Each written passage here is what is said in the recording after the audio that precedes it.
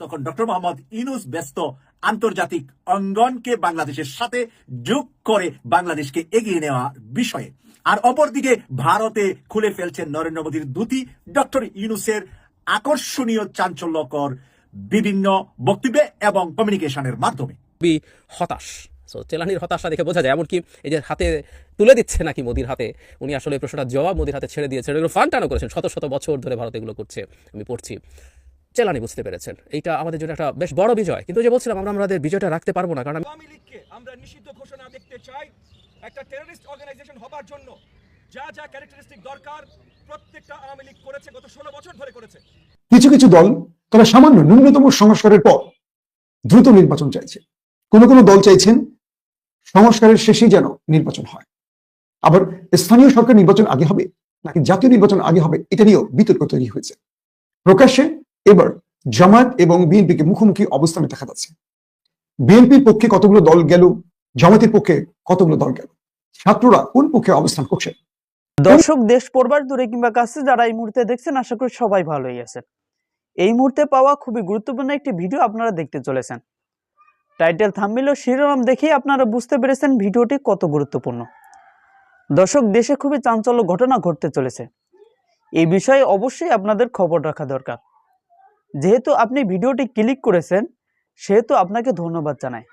আর আপনার কাছে একটা আবদার অবশ্যই রাখবো, ভিডিওর ব্যাপারে কমেন্ট করবেন, লাইক করবেন, আর চ্যানেলটিকে সাবস্ক্রাইব করবেন এবং এই ভিডিওটি বেশি বেশি শেয়ার দিবেন।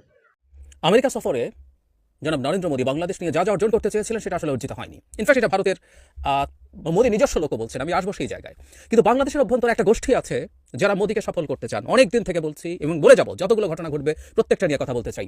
এর মধ্যে সর্বশেষ যখন বলেছি, তারপর আরও বেশ কয়েকটা ঘটনা ঘটেছে, সেগুলোকে একত্র করে বলবো যে মোদী ট্রাম্পকে যে বয়ান দিতে চান, ট্রাম্পের হাতে যে অস্ত্র তুলে দিতে চান, মোদীর হাতে সেই অস্ত্রটা আমাদের দেশে কিছু মানুষ, তৌহিদি জনতা বলে পরিচিত হন, পরিচিত করাতে চান নিজেদেরকে, তারা করছেন। এই শব্দটা তৌহিদি জনতা নিশ্চিতভাবেই আমরা বিশ্বাসী, গভীরভাবে ধর্মবিশ্বাসী যে মানুষ, সত্যিকারের যে ধর্মবিশ্বাসী মানুষ, তাদেরকে ইন্ডিকেট করছি না। এবং সত্যিকার ধর্মবিশ্বাসী মানুষ আসলে যা হচ্ছে সেটা করার কোনো কারণ নেই। এবং এই প্রসঙ্গে আমরাও কি ঠিকঠাক করছি, সরকার ঠিক করছে, বা আমাদের জেনুইন যেসব ধর্মগুরু আছেন যারা সত্যিকার অর্থেই ইসলামকে ধারণ করেন, ইসলাম প্রচার করতে চান মানুষের কাছে, তারাও কি সঠিক পথ অবলম্বন করছেন কিনা, সেগুলো নিয়ে কথা বলবো। কিন্তু যে বলছিলাম, ভারতের অভ্যন্তরেই ভারতের জনাব মোদীর অত্যন্ত কাছের মানুষ, তিনিও সম্প্রতি একটা কথা বলেছেন, যেমন ব্রহ্মচেলানির একটা জিনিস একটু রেফার করতে চাই আমি। সেটা হচ্ছে 17 অগস্ট শেখ হাসিনা পতন এবং পালিয়ে যাওয়ার পর আ কোয়াইট মিলিটারি কু ইন বাংলাদেশ। চেলানির এই কলামটা নিয়ে আমি লিখেছিলাম, কথা বলেছিলাম। চেলানিকে আমরা চিনি, আমি অন্তত দীর্ঘদিন থেকে তাকে চিনি।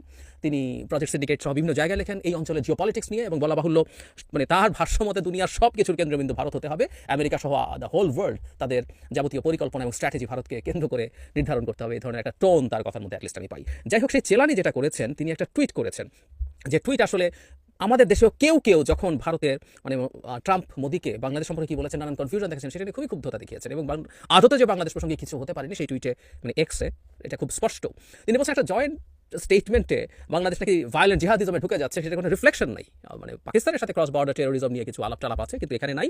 সেটা হচ্ছে, যদিও ট্রাম্পকে স্মরণ করিয়ে দিয়েছেন, তিনি মাইনরিটির সিকিউরিটি নিয়ে টুইট করেছিলেন, সেটা এখন আর এখানে নাই। বরং মোদির প্রেজেন্সে এই যে বাংলাদেশে ডিপ স্টেট কাজ করেছে, সেটাও বরং তিনি নাকচ করে দিয়েছেন। এখানে বলা হচ্ছে যে অন্তত মাইনরিটির ক্ষেত্রে কিছু কিছু উল্টোপাল্টা হচ্ছে, এই ধরনের কিছু একটা যদি জয়েন্ট স্টেটমেন্ট থাকতো। আমি গতকাল সকালের ভিডিওতেই বলেছি, জয়েন্ট স্টেটমেন্টে বাংলাদেশ স্পেসিফিক দূরে রাখুক, যে এই অঞ্চলে ভারত মোড়লগিরি করবে বা বাংলাদেশ বা এই অঞ্চলের মাইনরিটি নিয়ে এটা সেটা করা হবে, এগুলো কিছুই ছিল না। চেলানি খুবই হতাশ।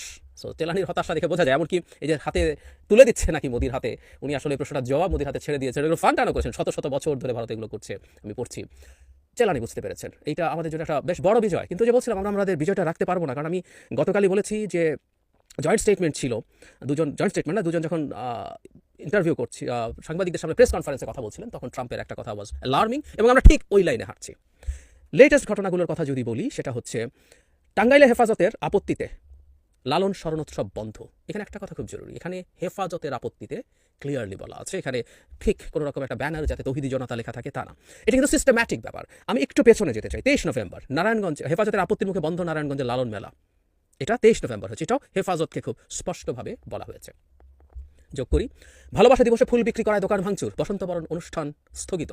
এখানে একটু যোগ করে রাখতে চাই, একজন উপদেষ্টাও যিনি যাদেরকে নিয়ে আমরা এই বিষয়গুলোতে অভিযোগ করি তার বাইরের মানুষ, কিন্তু তিনিও একটা মন্তব্য করেছিলেন, সেটাও তামাশা বলেছিলেন এবং এটা সংস্কৃতির অংশ নয়, এই ধরনের আলাপ এনেছিলেন। তখনই বলেছিলাম এই আলাপগুলো, এই আইডিওলজিক্যাল আলাপগুলো এই মুহূর্তের সময় না, কিন্তু আনা হয়েছে, সেটা একটু স্মরণ করে রাখবো।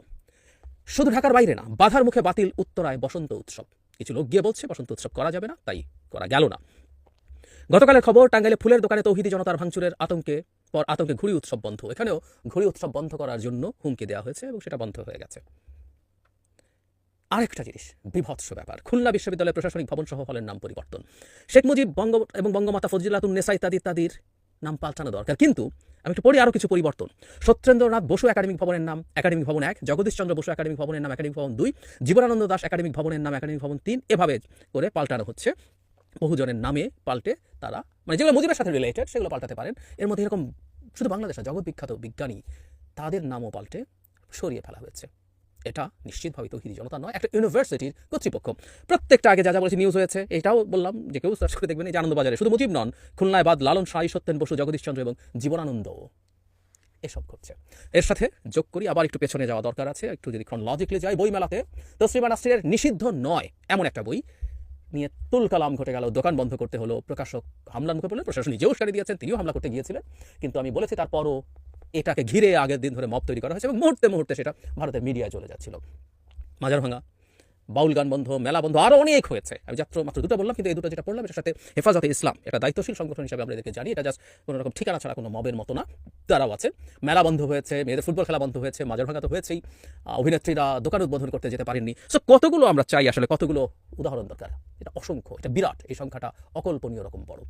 সুতরাং আমাদেরকে এই ব্যাপারটা একটু মাথায় রাখতেই হবে যে এই সবগুলোকে যদি একত্র করে, ঘটনা কিন্তু অনেক ঘটে গেল। তার মানে বাংলাদেশে এখন জঙ্গিরা মাথাচাড়া দিচ্ছে, এক্সট্রিমিস্টরা মাথাচাড়া দিচ্ছে। ডক্টর ইউনূসের সরকার আদতে এক্সট্রিমিস্টদের পতন ঘটিয়ে দেয়া, শেখ হাসিনাকে পতন ঘটিয়ে ডক্টর ইউনূসকে বসিয়েছে, সেই রকম একটা সরকার ক্ষমতায় আছে। এই ন্যারেটিভ তৈরি করার জন্য আমি ব্যক্তিগতভাবে মনে করি যথেষ্ট মাল মশলা এখন আমাদের শত্রুদের হাতে, আওয়ামী লীগ, সেটা ভারত, সবার হাতে আসলে আছে, এবং দেশের ভেতরে কেউ বা অনেকেই এটা তুলে দেওয়ার চক্রান্ত করছে, ফর শিওর। আমি গতকালই বলেছি, আমি আবার বলছি, আপনারা যে কেউ হোয়াইট হাউসের ওয়েবসাইটে গেলেই, এই ইউটিউব চ্যানেলে গেলেই এই প্রেস কনফারেন্সটা পাবেন। সেখানে ডোনাল্ড ট্রাম্প খুব ক্লিয়ারলি বলছে তিনি মোদির সাথে সারা বিশ্ব এবং আমাদের এই অঞ্চলে ইসলামিক এক্সট্রিমিজম ফাইট করবেন, কমব্যাট করবেন, উগ্র ইসলামী জঙ্গিবাদকে ফাইট করবেন মোদিকে সাথে নিয়ে। এবং আমাদের মনে রাখা দরকার, যতই বাংলাদেশ নিয়ে এখন শান্ত থাকুন না কেন, বাংলাদেশ যদি এই ধরনের একটা প্রেক্ষাপট তৈরি করতে পারে এবং এটা বাড়াতে পারে, আস্তে আস্তে আরও বড় করে তুলতে পারে, এটা দিনের শেষে আমেরিকার কাছে পৌঁছে যাবে। আওয়ামী লীগ নিষিদ্ধ হচ্ছে, বৈষম্য বিরোধী ছাত্ররা তারা কি স্টেটমেন্ট দিলেন, এই সকল বিষয়গুলো আজকের এই লাইভ সেশনে একটা একটা করে আপনাদের জানাবো। প্রিয় দর্শক, প্রফেসর ইউনূস তার বক্তব্যে বলেছেন এই মুহূর্তে প্রয়োজন ঐক্যমত। বাংলাদেশ যে একটা ক্রুশিয়াল মুভমেন্টের দাঁড়িয়ে আছে, এখান থেকে এই দেশটাকে রক্ষা করতে হলে প্রয়োজন সবার ঐক্যমত। প্রফেসর ইউনূস বলেছেন প্রতিবেশী দেশ আওয়ামী লীগের হয়ে ডোনাল্ড ট্রাম্পের কাছে যে নালিশ জানিয়েছে, কার্যত এটা ব্যর্থ হয়েছে। আন্তর্জাতিক বিশ্ব বাংলাদেশের সাথে আছে, এই বিষয়টি স্পষ্ট করেছেন আমাদের প্রফেসর ডক্টর ইউনূস। অর্থাৎ সাম্প্রতিক নরেন্দ্র মোদী ডোনাল্ড ট্রাম্পের কাছে গিয়ে যে বিচার জানিয়েছেন একজন সাংবাদিকের মাধ্যমে, সেই বিষয়টিকে ইঙ্গিত করেছেন ডক্টর ইউনূস। সংস্কার শেষে গণমাধ্যমের সামনে যে দলগুলো বক্তব্য রেখেছেন, কার্যত আমরা বিএনপি জামাত নামক দীর্ঘদিনের এই জোট সঙ্গীর ভিন্ন সুর দেখেছি। বিএনপি চাইছে ন্যূনতম অল্প কিছু সংস্কার করেই যেন দ্রুত নির্বাচন দেয় সরকার। জামায়াত, এবি পার্টি, বৈষম্য বিরোধী সহ ইসলামিক অনেক দল চাইছে সংস্কার শেষ করেই যেন নির্বাচন দেয়, অর্থাৎ ন্যূনতম নয়, তারা আরো অনেক বড় বড় সংস্কারগুলো চাইছে। আবার বিএনপি চাইছে স্থানীয় সরকার নির্বাচনটা হবে পরে, আগে হবে জাতীয় নির্বাচন। আবার বাকি দলগুলো চাইছে আগে স্থানীয় সরকার নির্বাচনটা হবে, পরে জাতীয় নির্বাচন। দর্শক, আমি এই বিষয়টা নিয়ে আগে কথা বলতে চাই। বিএনপি চাইছে আগে হবে জাতীয় নির্বাচন, জামায়াত, এবি পার্টি, নাগরিক কমিটি সহ আরো বেশ কিছু দল চাইছে স্থানীয় সরকার নির্বাচন আগে হোক। বিজেপি অর্থাৎ আন্দালিব রহমান পার্টির জাতীয় পার্টি, তারা বলছেন ৪,৫০০ ইউনিয়ন অর্থাৎ স্থানীয় সরকারের যে আসন ৪,৫০০, এই নির্বাচনটি সরকার আগে করতে গেলে দেশব্যাপী মারামারি হাঙ্গামা সৃষ্টি হবে, তাই আগে জাতীয় নির্বাচন প্রয়োজন। আমি পার্থ ভাইয়ের এই বক্তব্যটির সাথে একমত হতে পারছি না, কারণ স্থানীয় সরকারের আসনের চেয়েও বেশি হবে জাতীয় নির্বাচনের আসন। সরকার যদি ৪,৫০০ আসনেই সঠিক নির্বাচন করতে না পারে, মানে প্রফেসর ইউনূস, তাহলে তিনি কি করে জাতীয় নির্বাচন করবেন? আমি আশা করব এই বিষয়টি আমাদের আন্দালিব রহমান পার্থ স্পষ্ট করবেন। অর্থাৎ মানুষের কাছে সবচেয়ে বেশি গুরুত্বপূর্ণ এই মুহূর্তে জাতীয় নির্বাচন। যদি স্থানীয় সরকার নির্বাচনে কোনো ভুল হয়, সেখান থেকে শুধরে নিতে পারবে সরকার, এবং পরবর্তী জাতীয় নির্বাচনে সেই ভুলগুলো শুধরে নিতে পারবে। নাগরিক কমিটির নেতা বলেছেন, স্থানীয় সরকার নির্বাচনটা হতে পারে টেস্ট কেস, অর্থাৎ লোকাল গভর্নমেন্টে এখনো আওয়ামী লীগ ভালো ভূমিকা রয়েছে এবং আওয়ামী লীগের অবস্থান, আওয়ামী লীগ কি করছে, এই বিষয়গুলো এই নির্বাচনের মাধ্যমে বা মধ্য দিয়ে বোঝা যাবে। তাই টেস্ট কেস চালিয়ে অর্থাৎ স্থানীয় নির্বাচনের মধ্য দিয়ে যাত্রাটা শুরু হলে জাতীয় নির্বাচনটা আরো পারফেক্ট হবে। নাগরিক কমিটির এই নেতা যে কথাটি বলেছেন, এটা আমার কাছে পছন্দ হয়েছে, কারণ আমাদের লক্ষ্য হলো জাতীয় নির্বাচন। তো জাতীয় নির্বাচনের আগে যদি আমরা ফাইনাল পরীক্ষা দিই, তার আগে আমরা সেমিস্টার দিই, বা তার আগে আমরা ক্লাস টেস্ট দিই, বা আমরা প্রথম সাময়িকী, দ্বিতীয় সাময়িকী পরীক্ষা আছে না, যারা স্কুল কলেজে আমরা পড়েছি, তারপর আমরা চূড়ান্ত পরীক্ষায় অবতীর্ণ হই। সেক্ষেত্রে নাগরিক কমিটির এই বক্তব্যটি আমার কাছে রাইট মনে হয়েছে, যে অন্তর্বর্তীকালীন সরকারের মধ্যে এখন পর্যন্ত বড় বড় পজিশনে ডিসি, এসপি, টিওনো, ইওনো এরা বসে আছেন অনেকেই আওয়ামী লীগের। স্থানীয় সরকার নির্বাচনটা আগে হলে আমরা এটুকু বুঝতে পারছি যে সরকার তার দুর্বলতাগুলো, ভুলগুলো, কোন লোকগুলো কোন পজিশনে কি করছে, রাষ্ট্রবিরোধী বা নির্বাচনের এগেইনস্টে কোথায় কারচুপি হচ্ছে, কোথায় কি কি সমস্যাগুলো চিহ্নিত করে প্রফেসর ইউনূস একটা সময় পাবেন জাতীয় নির্বাচনে সেগুলো শুধরে নেবার।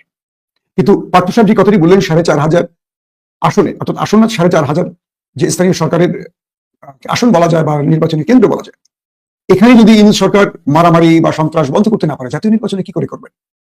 নাম্বার 2, জামাত ইসলামও চাইছে স্থানীয় সরকার নির্বাচন আগে হোক, কিন্তু বিএনপি না।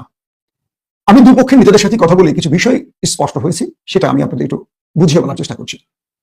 অর্থাৎ জামাতও বলছে আগে হোক স্থানীয় সরকার নির্বাচন।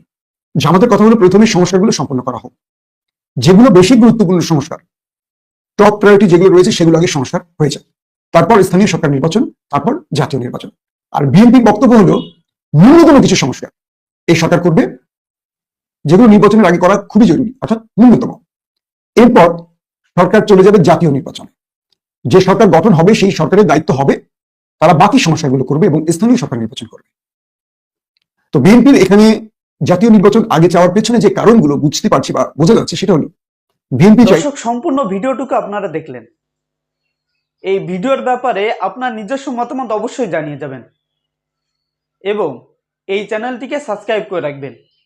তো আজকের ভিডিও এই পর্যন্ত। ভালো থাকবেন, সুস্থ থাকবেন। আসসালামু আলাইকুম। দেখা হবে অন্য কোনো ভিডিওতে।